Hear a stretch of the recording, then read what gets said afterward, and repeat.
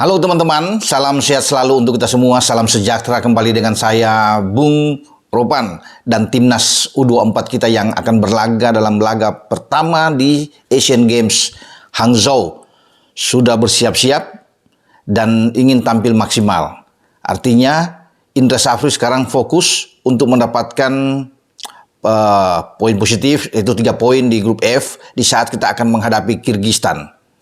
Rizky Ridho ditunjuk kembali sebagai kapten kesebelasan. Dan Rizky Ridho akan memainkan peran penting di jantung pertahanan timnas U24 kita. Apa yang dia lakukan di SEA Games ketika kita mendapatkan medali emas yang dinanti-nantikan setelah 32 tahun dengan mengalahkan Thailand di babak final 5-2 lewat pertarungan yang dramatis, pertarungan yang dibumbui dengan kericuhan, kartu merah yang bertebaran, perkelahian di sana, dan Rizky Ridho ingin mengulangi lagi penampilan heroik dia bersama dengan teman-teman dia, karena kalau saat ini dilihat Indra Safri itu membawa sekitar masih ada 7-8 pemain yang disisakan dari SEA Games. Tanpa dihitung dengan Ramadan Sananta yang tidak bisa ikut karena tidak dilepas oleh Persis Solo, juga Beckham Putra yang masih cedera, sehingga sekarang pasukan Indra Safri yang berlaga yang sukses di SEA Games itu sebagian besar dia bawa untuk bisa berlaga di Asian Games. Nah, Rizky Ridho ini akan memimpin. Rizky Ridho kita tahu bersama pemain yang saat ini bernaung di bawah klub Persija Jakarta, selalu diberi tugas penting bagi tim nasional kita. Kalau bicara di SEA Games sudah, kemarin di kualifikasi Piala Asia U23 di Manahan Solo juga dia diberikan mandat yang luar biasa sebagai kapten kesebelasan, dan dia melaksanakan itu dengan baik di jantung pertahanan, bahkan tidak kebobolan duet dia bersama dengan Elkan Bagot dibantu oleh Pratama Arhan dan Rio Fahmi di belakang. Nah, sekarang Rizky Ridho itu akan bermain entah dengan siapapun. Dia selalu siap. Alfriana Dewanga oke, karena mereka sudah terbiasa bermain sebagai duet di lapangan di belakang ya, di jantung pertahanan kita kalau bermain dengan di back tengah. Masih ada lainnya, Andi Setio juga masih bisa sebagai pemain senior, juga bisa dimainkan di sana. Ada Robi Darwis juga yang bisa dipakai. Jadi Rizky Ridho dengan siapapun pasti dia akan tetap bermain dengan apik, dengan bermain dengan sangat kuat, disiplin di barisan belakang. Ini yang disukai oleh Indra Safri.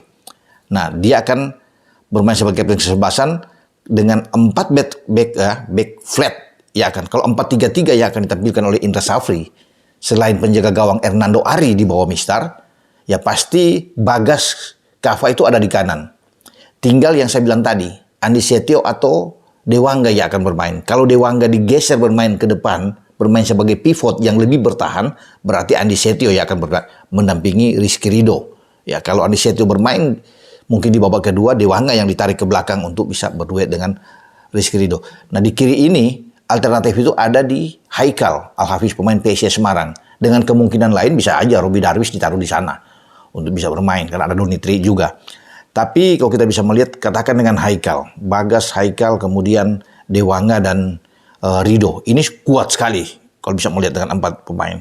Nah, bisa juga depan bisa didorong adalah Robi Darwis yang bermain lebih bertahan, diduetkan bersama dengan Rahmat Irianto yang biasa bermain di tim senior kan. Nah, ini kuat kalau bermain di tengah. Nah, kalau dengan 4-3-3 ya, ada Ananda Raihan juga yang bisa tampil di sana. Tapi kalau bermain dengan Ananda Raihan, Rahmat Irianto, Robi Darwis kan ini kelihatan lebih bertahan. Sedangkan kita butuh menang, butuh 3 poin menghadapi Kirgistan. Saya rasa Indra Safri lebih tahu, lebih paham dengan pemain-pemain dia harus pakai dengan pemain yang lebih kuat dalam hal menyerang. Berarti salah satu harus istirahat. Robi Darwis katakan istirahat. Rahmat tetap bermain di sana untuk menjaga keseimbangan tim. Rahmat diperlukan, pengalaman dia kan, ketenangan seorang Rahmat yang sudah terbiasa bukan saja di Persib Bandung tapi di tim nasional. Nah, bisa saja dia dipakai dengan Ananda Raihan yang ada di sana. Satu lagi bisa Taufani.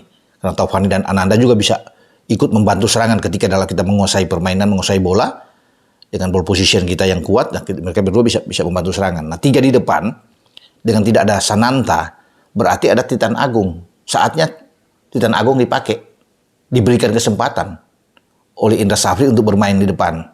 Ini. Tapi kan Indra Safri sekali lagi yang lebih tahu apakah bermain dengan nomor 9 dia taruh Titan di depan, atau bermain dengan false nine tanpa ada pemain ujung tombak nomor 9 di depan.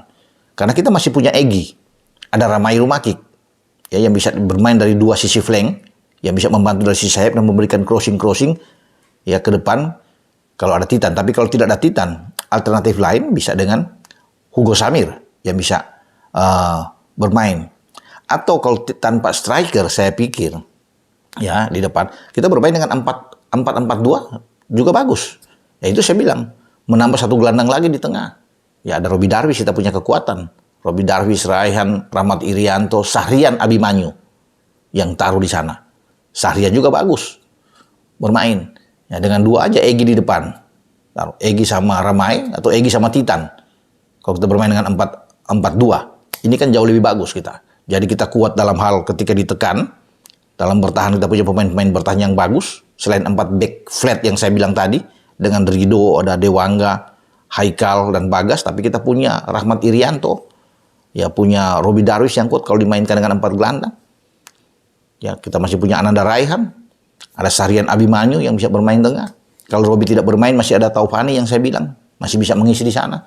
Jadi saya pikir oke lah, bagus. Dengan keterbatasan yang ada sekarang kan tinggal 19 pemain yang ada di kubu U24 kita, dengan tidak ada Sananta, tidak ada Beckham Putra, dan Kadek Ariel yang masih kurang bugar, kurang begitu fit, ya. Sehingga bagi Indra Safri dia hanya akan berkekuatan 19 pemain. Oke lah, nggak ada masalah, ya. Sambil menunggu Kadek, karena Kadek baru berangkat semalam bersama dengan George Brown menuju ke Hangzhou. Jadi perlu untuk istirahat bagi dua pemain ini. Saya pikir oke, sambil menunggu pertandingan berikut melawan China Taipei pada tanggal 21.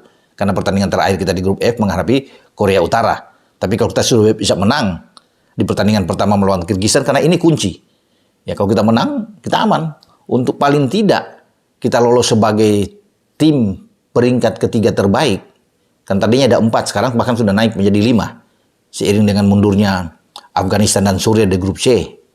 Ya, dan ini membuka peluang buat kita. Makanya pertandingan pertama ini dirasakan oleh Indra sangat penting. Tapi Indra udah mengatakan, ya, ketika saya hubungi beliau, dia bilang siap tempur. Dengan keterbatasan tim cuma 19, dia nggak peduli. Tetap fokus buat anak-anak. Tetap dia memotivasi tim ini untuk melewati laga pertama dengan baik.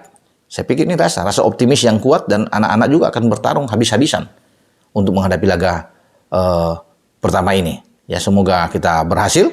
Selamat berjuang buat Rizky Ridho dan kawan-kawan di pertandingan pertama di Asian Games U24.